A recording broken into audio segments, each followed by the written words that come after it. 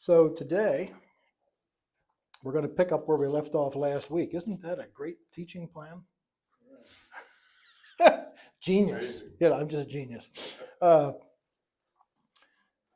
Today we're going to get a good example of why knowing the Old Testament helps you understand the New Testament. The two, I got nervous during the week as I was going back through my notes because the more I prayed over this, the more I realized the Lord was leading me down a road I didn't want to go, but had to, and I'll explain it. When I usually teach this, I don't get into Revelation at all till I get to Revelation, because I want you to be well prepared.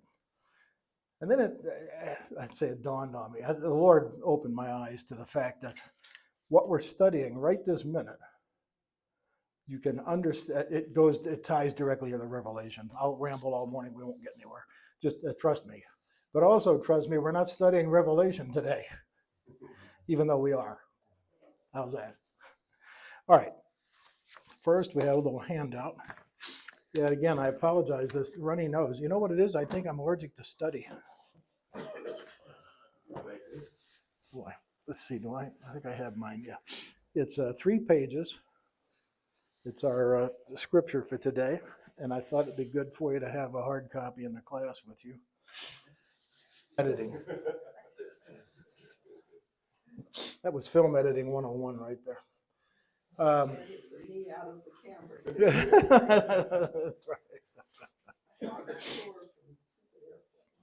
right.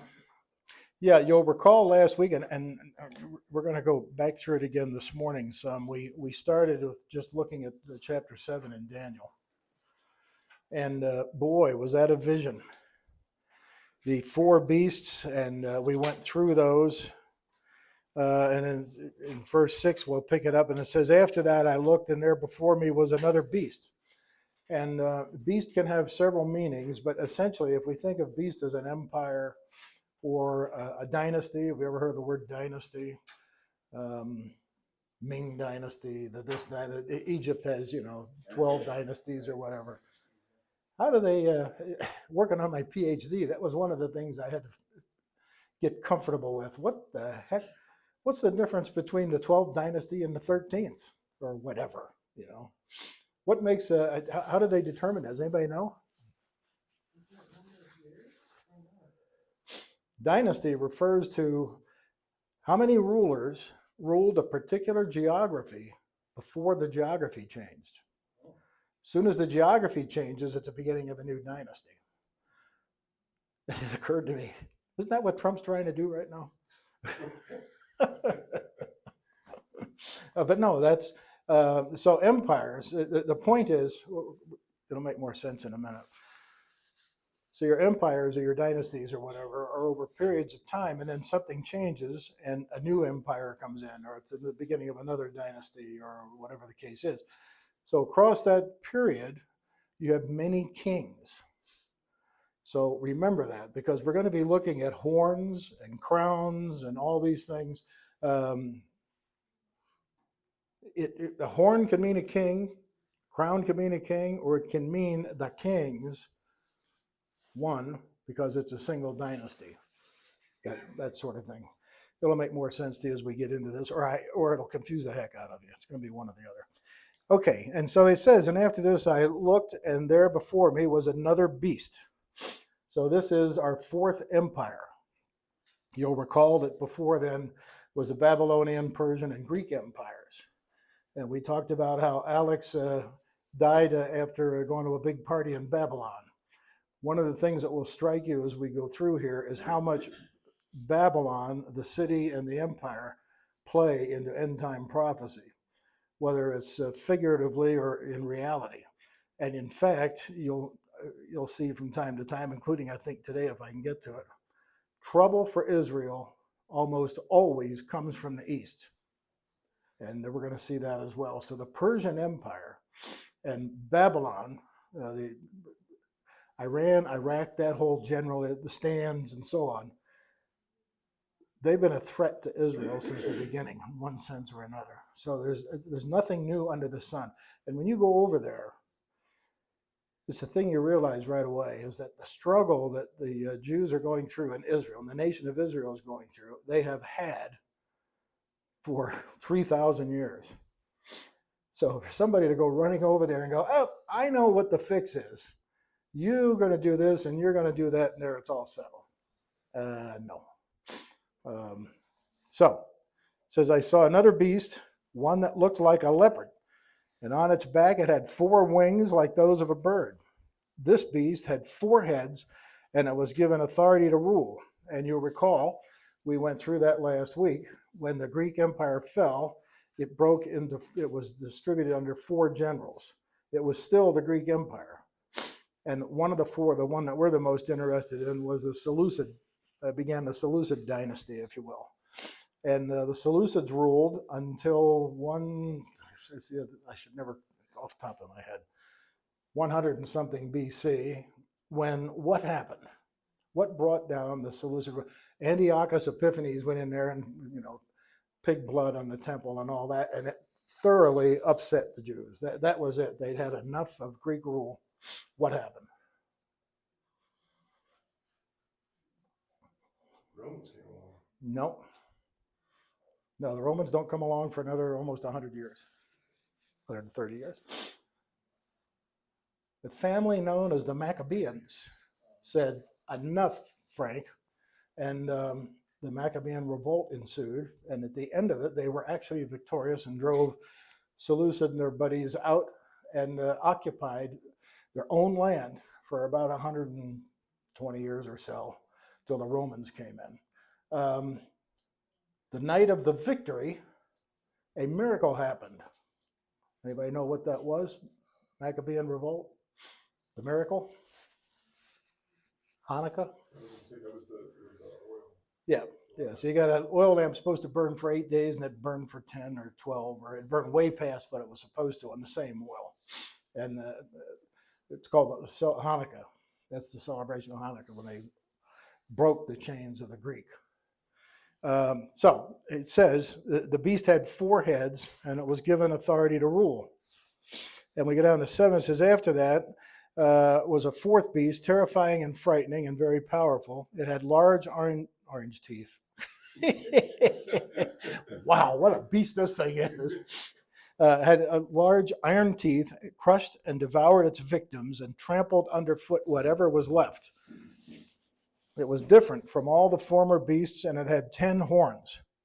So what happened was the 3rd beast broke into 4, and we ended up with 1. That was the Seleucid guys. We got rid of them, peace for a bit, and then the 4th beast arose, and that was the Roman Empire. Now, what happens to the Roman Empire, I don't know if it talks about it in there,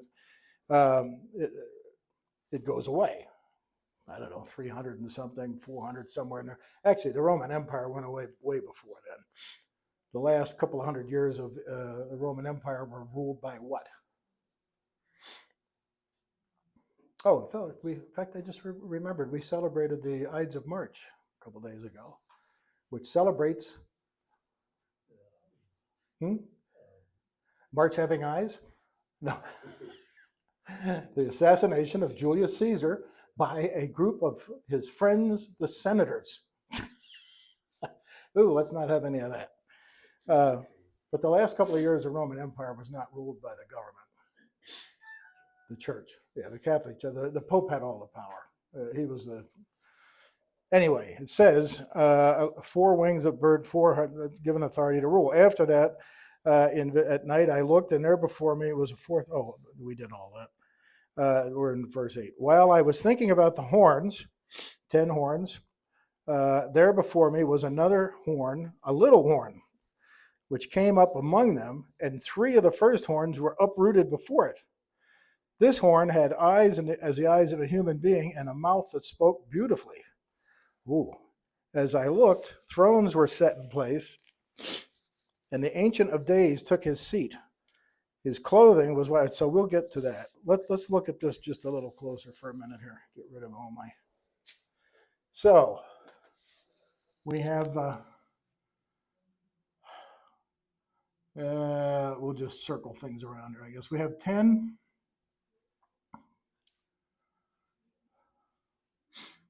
I think that's 10. We have 10 horns, and a little sprout thing comes up in the middle of it, right? Is that what it says?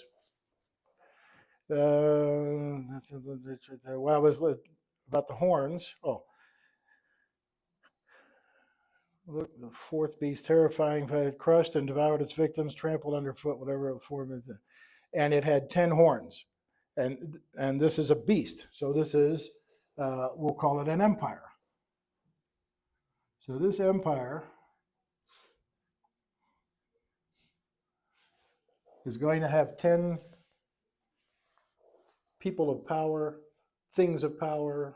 We're going to get into that. Different from all the other. Think about the horns. So 10 came up. I think about the horns. Yeah, there before me was another horn, a little one, which came up among them. That's why I put him in the middle. And 3 of the first horns were uprooted before it. Now, this guy sprouts up in here, and he's a little horn. What does that mean? What would a little horn be? Napoleon. Oh. Bonaparte. Didn't say he had his hand on his coat. No, it means somebody with a little authority, somebody that nobody's paying much attention to, and he's in the middle of this empire. He's in the middle of this circle of power, if you will. And what he does, and again, the problem here is what we're really talking about is the Antichrist, and I don't want to get too far into it because we're going to study the Antichrist. But through means of his own, he takes out 3 of these power people. And we know from, I'm going to get into it anyway, we know from the study of the Antichrist, when he comes to power, he comes with a bow and no arrows. What does that tell you? Plays a violin. He plays a violin. Get the Tayel in here. He doesn't play it very well if all he's got's a bow. I play the violin. No, I don't think so. It means that he comes to power in a strong way, but not in a violent way. Influence. What you're going to find about Satan, no kidding, and the Antichrist, he's a person of intrigue. He knows more about what goes on behind the scenes than any of you do. He knows how to influence this leader, this group, that group, and he gets them to agree, oh yeah, you got something there. We don't need the Social Security Administration. We don't need the FBI. And they get rid of 3 of these powers. Now, we don't know what they are. The Bible tells us it could be 5,000 years away. Who knows, or tomorrow. But it means that you could say these are 3 kings. And let me tell you, this analogy right here, you're going to find when the false, I'm getting ahead of myself, but that's okay. When have I not? So we got this guy with 10 horns. Then we're also going to have a guy, the false prophet. And instead of 10 horns, what's the false prophet on? What's he standing on, if you will? Anybody know? I mean, it tells us in the Bible. Thought you'd memorize it by now. 7 horns. 7 hills. So we have a false prophet who stands on 7 hills. We have this guy who came in on 10 horns. Eventually, he'll be the only horn, but I'm giving the end away already, a spoiler. And you can take these 2 things and make the Pope the Antichrist, the false prophet, and make whoever you want the Antichrist, and he's probably Italian, or he's probably from the Latin countries, or he's Ronald Reagan because he's got 6 letters and 3 names and all of this. So we're not going to do that, but I want you to know that's out here. But right now we got this guy in the middle of 10, and it says he comes to power, and he doesn't have weapons. He doesn't use violence. So if we fast forward to today, what let's assume this is happening right now. What would these 10 horns be? 10 countries that are going to be destroyed. Well, but who would they be today? If we were going, oh, Christ is coming in 7 years from now, this is going on behind the scenes, leading up to the. It's the other thing I tell people. Everything described in end time prophecy takes time.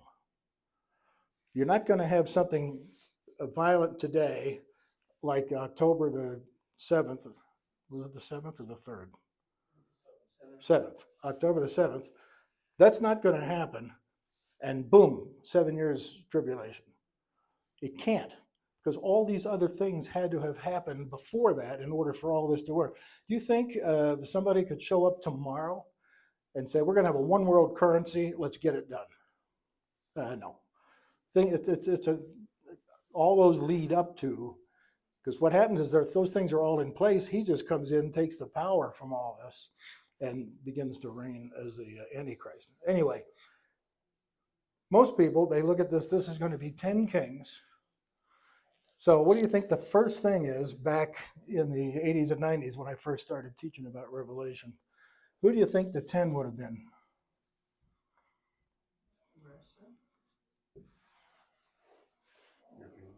The European Union, 10 countries, 10 members. These are the 10 members of the European Union. Of course, today they don't have 10 anymore, but who's counting? You know, that's like Hal Lindsey, Late Great Planet Earth, Soviet Union's all through it. Well, there is no Soviet Union today.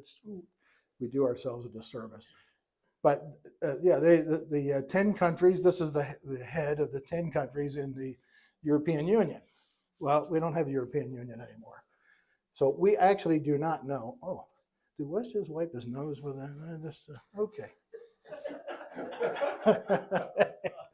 I had the other side. We're okay. Yeah. Remind me not to use that word. Well, Or that man. I got to watch. What you're not allowed to do is come up here and kiss this board. Okay, we have really. Well, I'm going to have to edit all that out of there. Oh boy. So what? So,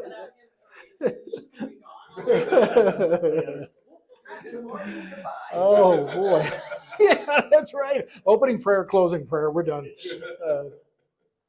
Yeah, so you're going to have 10 horns. So we could probably come up with 10 kings, the Emirates, or start pick a country, pick a whatever. What else are there that could be horns? Pardon me? Nations. Well, but the nation would have a leader, so that would be your horn. Yeah. No, you got to think a little. Come on, broaden your minds a little bit here. Could be a global business. Could be. I hadn't thought about that one. You're right. It's probably those evil people over at well, take your pick: Microsoft, Tesla, Google. Google's running the world. You know. Well, but let's broaden our horizons just a little bit more. A bank. A bank. You're getting there. What bank? A global bank. World Bank. The World Bank. That essentially sort of is responsible for our currency, and there's lots going on at the World Bank. Trust me. What would be another one? UN. I guess we could put the UN up there, but it doesn't rule anything. They have no power.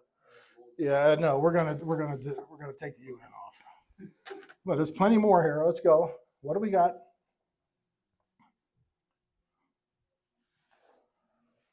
World Trade Organization. World Trade Organization. There's another good one. You have to get some energy in there somewhere. We also have one. We also have one called the Central Bank.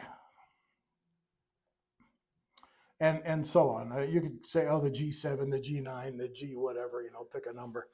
Here's another one. Excuse me. And I put the World Health up here. I don't know if it's one of these or not, but we do know in the end, disease and plague breaks out in this massive scale, and the disease is stuff that they've never ever seen before. So it wouldn't surprise me that when the Antichrist sets up his empire, there'll be something similar to that in there too. And it could be something, one of these, for instance, um, and I put the UAE here, but that's a country. That's not what I'm. What's the oil conglomerate? OPEC. Thank you. Spaced out. But it could certainly be something. You know, you take control of one of those organizations. Now he's subtle. He wouldn't take control. He would get his agenda accomplished through the leadership of something like OPEC. You know, you said about commercial trade and so on. These could also be horns. So, and I don't know that any of them are. I'm just pointing it out that don't get caught into the trap. The Pope is the Antichrist. The Antichrist is going to set his kingdom up in Rome, of all things, which biblically is, but for years, that was what was taught. I have books at home that teach that, actually. I don't want you to get caught in that. Oh, that's. I don't want you to get caught in that trap. I just want you to understand that the way the Antichrist comes to power is he's a behind-the-scenes guy in the beginning. Nobody's going to know him. I give you, pick it on Trump. It's fun to do, though. Who's ever heard of Trump's chief of staff? And yet she influenced their entire campaign strategy, knew what buttons to push and strings to pull, and not that she's the Antichrist now. But someone behind the scenes, you know, how many times have you seen one of those congressional hearings and the senators or congressmen are all right there and behind them are 100, you know, aides and whatnot running with this and whispering in ears and all that? He's going to be in that group in the Middle East. He's probably from Syria. He's probably from Syria. And again, I'm getting way off. We'll study the Antichrist big time when we get to it. But this is what Daniel's talking about right here, about the horns and so on. And three were uprooted before it. He gets enough power in this group that he convinces them that they don't need these three, whoever they are or whatever they are. And they get rid of those. And what he's really beginning to do is build his power base to where they won't need any of those, and he'll be the big guy. That's what the background is there. All right. Oh, yeah, we're going to get through this. Oh, just fine. Okay. So, I wanted to read some scripture. Where did it go?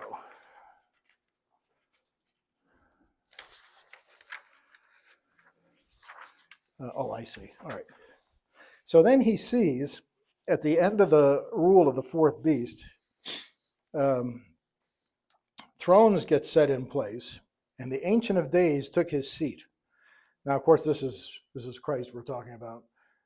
Thrones get put in place. What's that referring to? Authority and power. Well, but that's specific. It's referring to the setting up the millennial kingdom. David's going to be king of Israel and so on. You'll have these thrones, but the center of that is going to be Christ. And it says, thrones were set in place and the Ancient of Days took his seat.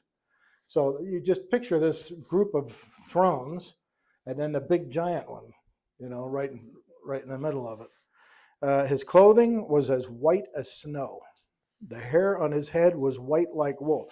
See, and we look at people with white hair and oh, sorry, I was looking at them.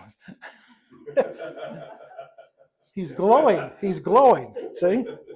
White like wool. His throne was flaming with fire, and its wheels were all ablaze. A river of fire was flowing, coming out from before him.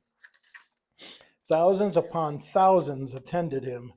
10,000 times 10,000 stood before him. Oh, man, oh, man. The court was seated, and the books were open. I think it's Revelation 12:6. You don't have it. I've read so much this week, I've scrambled together. There's a verse in there, though, that just before Christ comes back, we're all gathered in front of the throne in heaven. uh, and I've forgotten the phrase now, but it's untold multitudes. The numberless multitude, something like that. Enormous. It's so big you can hardly count them. Before Christ comes back. Do we think today that the heaven is filled with untold numerous multitudes of people that have been saved? Probably not. I'm sure there's plenty of folks up there, and I'm thankful that each one of them are there. But by the time Christ comes back, heaven is going to really be the place to be. Oh my goodness. But anytime it discusses thrones and things, you look at this, thousands upon thousands attend Jesus. I mean, you think the President of the United States or the Prime Minister of England has an entourage when he gets around, moves around and so on. Thousands upon thousands are. So anyway, he's on his throne the first time. This is when he's come back, begin a millennial reign. 10,000 times, 10,000 stood before him. Can you imagine the number of people that as Jesus comes down with us and his heavenly angels and all this, it's just going to draw everyone in Israel to that place. And 10,000 times 10,000, which is a lot, stood before him. The court was then seated. So you can imagine that all the kings are still standing until Jesus takes his throne. I had a mind-blowing week. Then I continued to watch because of the boastful words the horn was speaking. Oh my goodness, Antichrist is boastful. I kept looking until the beast was slain and its body destroyed and thrown into the blazing fire. What beast?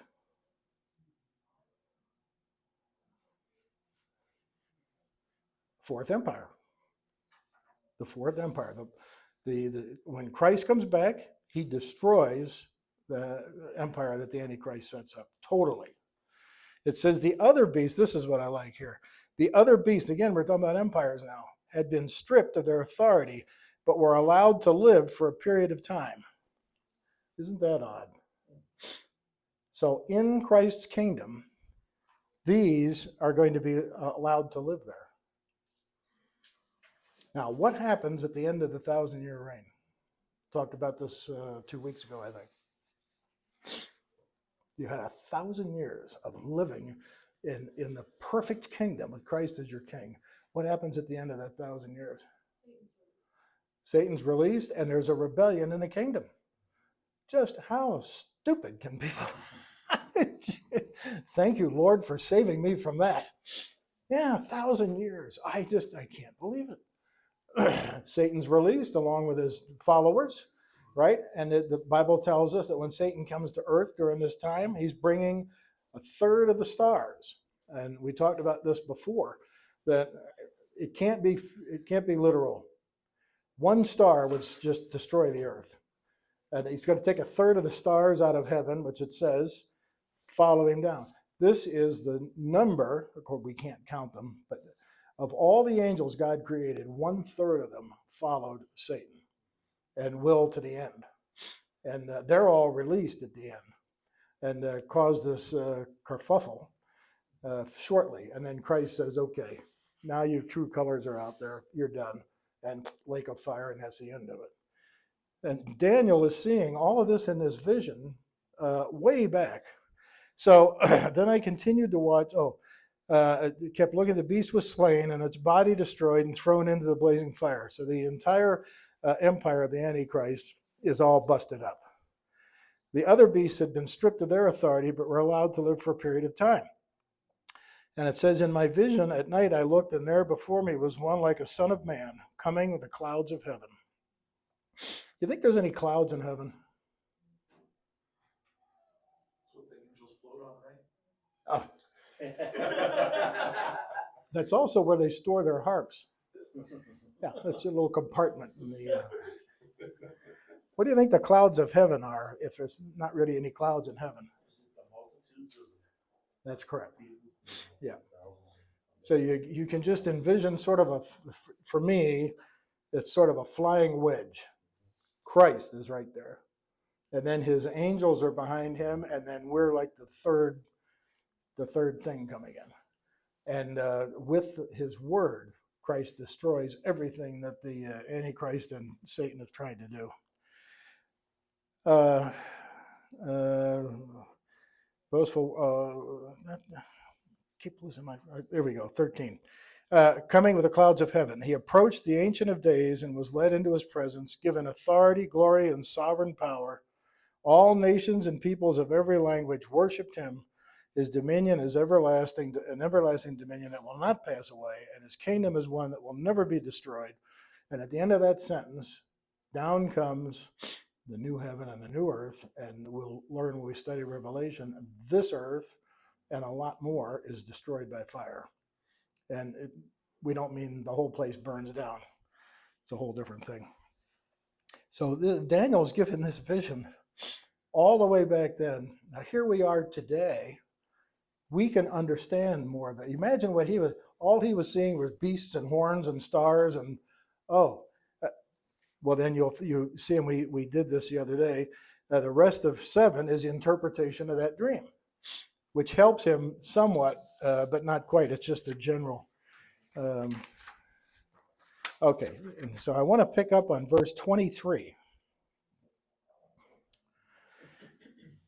He gave me this explanation. Now, he's been giving him other explanations, but now he's going to give him one on the fourth beast. He gave me this explanation. The fourth beast is a fourth kingdom that will appear on earth. It will be different from all other kingdoms and will devour the whole earth, trampling it down and crushing it. So we've never had an empire. We've had empires who thought they were world empires, but they were only an empire of the known world at the time. This is going to be a total worldwide empire. So it will crush, destroy, whatever you want to call it, anything you've ever thought about kingdoms and such before. This is going to be totally unique. It will be different from all other kingdoms and will devour the whole earth. So he's going to rule over the whole earth. The 10 horns are 10 kings who will come from his kingdom. After them, another king will arise, different from the earlier ones. He will subdue 3, speak against the Most High, and oppress his holy people. What does speak against the Most High and oppress his holy people? What is that telling us?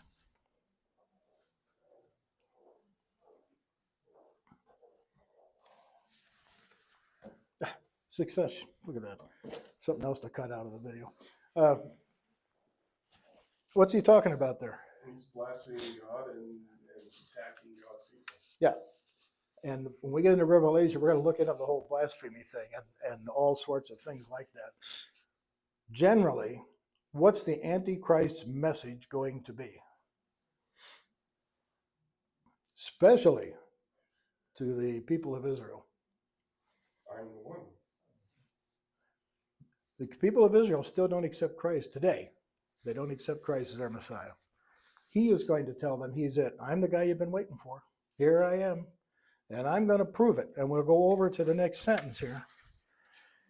And of course, so as he speaks of himself as Christ and God sent me and all this junk that he's going to put out there, that's all this blasphemy we're talking about. He will speak against the Most High. See, God misled you. Who do you think is going to like that on the earth? You're not the chosen people, as an example. The Muslims, who think they should have gotten the blessing to start with, all he's got to do is come back and say you were right. And a third of the world or something, I think, is Muslim, whatever it is, it's a huge number.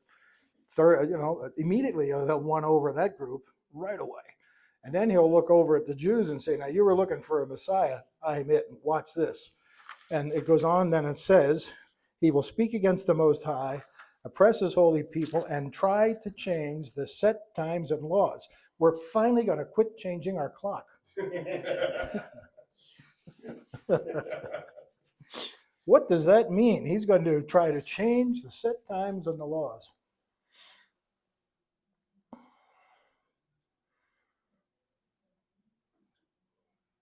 Okay, New Mexico, from now on, you follow Wyoming's laws. No idea? He's physically going to try to change the physics of the earth. He'll decide when it's going to rain. He'll decide when summer is and when fall is. He will change and make a solar eclipse happen when he wants. Watch this, and those kinds of things is what he's going to. And it says he's going to try. Doesn't say he succeeds exactly, but that I am. If Christ came back and Christ said, "Calm the seas would calm." That's the kind of thing that the Antichrist is going to attempt to do to show that he can do miracles like the fake Jesus did. And here, watch me do this or watch me do that or whatever. And he, again, I don't want to get way into it. He really misleads the world. But he's going to try and change the set times and laws, the physics of things. These aren't the regular laws. He doesn't have to try to change those. He can, he can make an edict from now on, no eating meat or something, and that's done. It says try to change set times and laws. And he's going to mess around with the universe. He's going to try to anyway. Can you imagine? And it says that the holy people will be delivered into his hands for how long? And a half time, which we put up there last week, times and a half time, 3.5 years. So now we're into the tribulation period. But the court will sit and his power will be taken away and completely destroyed forever. So let's back up. We're in the tribulation period. This part of the tribulation period is the second half. And the holy people are put in his hands. The first half, they feel secure. They're at peace. We'll read about they lay down their weapons. They rebuild the temple. They do all these neat things. And then he says, now that I've got everything set up the way I want it, you people are the cause of all the trouble in the world. We ever heard that before? Never. Oh, no. The Jews have been blamed for all the trouble in the world for, pick a city, pick a country. You need to stop here. We'll stop in just a second. But the court will sit and his power will be taken away and completely destroyed. Then the sovereignty, power, and greatness of all the kingdoms under heaven will be handed over to the holy people of the Most High. His kingdom will be an everlasting kingdom, and all the rulers will worship and obey him. So this is the millennial reign, and then the new heaven and new earth. And then finally, the last verse to close on. This is the end of the matter. I, Daniel, was deeply troubled by my thoughts, and my face turned pale. Well, I know that feeling. But I kept the matter to myself. And in closing, I'll say I'm not Daniel, by no means. But I know when I started studying end time prophecy, I was probably 28 or 29, 2 or 3 years ago. And when the Lord starts to open your eyes to these things, it takes your breath away.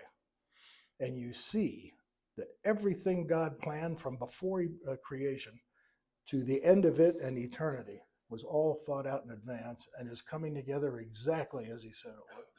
Just incredible. So with that, we'll